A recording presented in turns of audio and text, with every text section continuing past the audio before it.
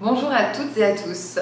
Aujourd'hui, j'aimerais vous aider à vous préparer à une question qui est toujours présente dans un processus de recrutement et qui met souvent mal à l'aise les candidats, et pourtant elle est très importante pour vous. Cette question, c'est: quelles sont vos prétentions salariales pour ce futur job? Vous devez absolument être préparé à cette question, car si vous ne l'êtes pas, vous n'allez pas être bon dans la négociation et en fin de course, vous ne serez pas du tout à l'aise avec la proposition qui vous sera faite financièrement. Alors j'aimerais vous aider en vous donnant quelques chiffres que j'ai pu observer sur les différents recrutements que j'ai pu faire en marketing digital. En moyenne, on constate une évolution d'environ 12% de la rémunération en passant d'une entreprise à l'autre sur un nouveau poste, dans la même ville. C'est un point important, on y reviendra un petit peu plus tard. La plus faible évolution que j'ai pu constater est à peu près de 5%. En dessous de 5%, honnêtement, le risque de changer d'entreprise, de se retrouver en période d'essai pendant 4 mois, n'est pas vraiment compensé. Je n'ai aussi jamais vu un candidat changer d'entreprise en restant au même salaire. La fourchette haute, la plus haute augmentation que j'ai pu voir jusqu'à présent, c'est 30%, mais c'est vraiment exceptionnel.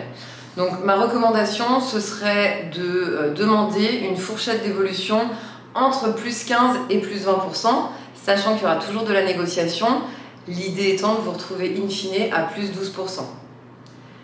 Pour les candidats qui vont déménager, alors dans le sens Paris vers la province, même si vous montez en responsabilité, il faut vous attendre à une baisse de rémunération. À poste égal, en général, on va perdre entre 15 et 25% de sa rémunération par rapport à Paris, sachant que les villes qui payent le mieux aujourd'hui en France, la deuxième, je dirais vraiment que c'est Lyon, la troisième, ça va être Bordeaux, et puis après, c'est assez compliqué quand même sur Marseille, Montpellier, Toulouse, Nantes. On a des baisses qui peuvent être assez conséquentes. Afin de justifier la fourchette d'évolution que vous souhaitez avoir sur le nouveau poste, il est vraiment important que vous ayez préparé en amont vraiment le total de votre package actuel et que vous le connaissiez. Alors vous pouvez l'avoir en note si c'est en visio, mais c'est vraiment quelque chose d'important, et malheureusement, des fois je vois des candidats qui ne sont pas du tout préparés à cette question et qui ne connaissent finalement que leur salaire fixe brut annuel et pas plus. Alors qu'est-ce que vous devez intégrer dans votre package? Votre salaire fixe sur 12 mois ou sur 13 mois, votre salaire variable, et est-ce qu'il est sur des objectifs individuels et ou d'équipe et ou d'entreprise, des primes annuelles qui peuvent s'ajouter, de la participation ou de l'intéressement. Des fois, on a même des entreprises qui offrent des BSPCE, ça c'est plutôt pour les startups, pour des prises de capital pour des entreprises qui sont jeunes. Donc tout ça, ça fait vraiment partie du package. Après, on peut ajouter d'autres avantages comme la prise en charge à plus de 50% du titre de transport, puisque à 50%, c'est le légal qui est obligatoire pour les entreprises. Également la prise en charge à plus de 50% de votre mutuelle, des tickets restaurants, de la cantine. Ce sont des avantages en plus. Il y a également des entreprises qui proposent des chèques cadeaux tout au long de l'année. Si vous en avez pas mal, ainsi que des primes vacances, n'hésitez pas à les intégrer dans votre package actuel. Ensuite, on peut avoir aussi d'autres avantages en nature, comme se faire aider sur son logement. Ça, c'est souvent pour des candidats qui ont déménagé pour venir dans la ville d'accueil. Également des voitures de fonction, remboursement des frais kilométriques. C'est également des avantages qu'il faut pouvoir faire valoir.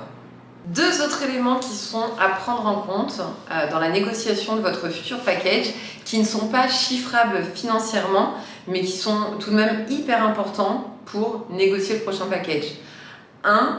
Le nombre de jours de télétravail dont vous bénéficiez aujourd'hui et ce que vous aurez sur votre futur poste. Si c'est quelque chose qui est important pour vous, parce que ça va aussi vous libérer du temps pour telle ou telle activité à côté ou pour votre vie familiale, c'est vraiment important de pouvoir montrer que si vous perdez 1 ou 2 ou 3 jours de télétravail par semaine, il va falloir potentiellement le compenser sur ce nouveau poste. Également, et c'est un petit peu lié, c'est le temps de trajet entre votre domicile et la localisation de votre nouveau poste. Si aujourd'hui vous passez 30 minutes aller, 30 minutes retour à aller au bureau, les jours où vous êtes en présentiel, et que sur votre futur poste, ça va être 1h15, 1h15, ça aussi, c'est un argument pour demander une compensation financière à l'entreprise.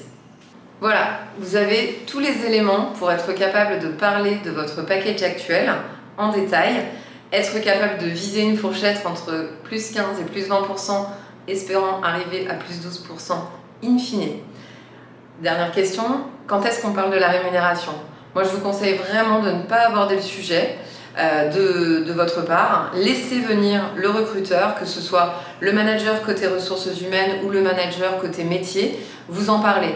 En général, c'est quelque chose qui peut intervenir au deuxième ou troisième entretien. Alors, si vous passez par un cabinet de recrutement comme nous, on en parle dès le début parce qu'on veut être sûr qu'on ne va pas vous faire perdre du temps, ni à vous d'ailleurs, ni au manager qui recrute. Mais laissez les choses venir. Restez calme sur la question, restez factuel. Des fois, j'ai des candidats qui sont un petit peu sur la défensive sur le sujet. Il n'y a pas de raison de l'être, honnêtement. Vous avez des convictions par rapport à ce que vous gagnez et ce que vous souhaitez pour votre prochain job. Il faut simplement savoir l'expliquer calmement et en gardant le sourire. Je vous souhaite bonne chance pour vos négociations et à bientôt.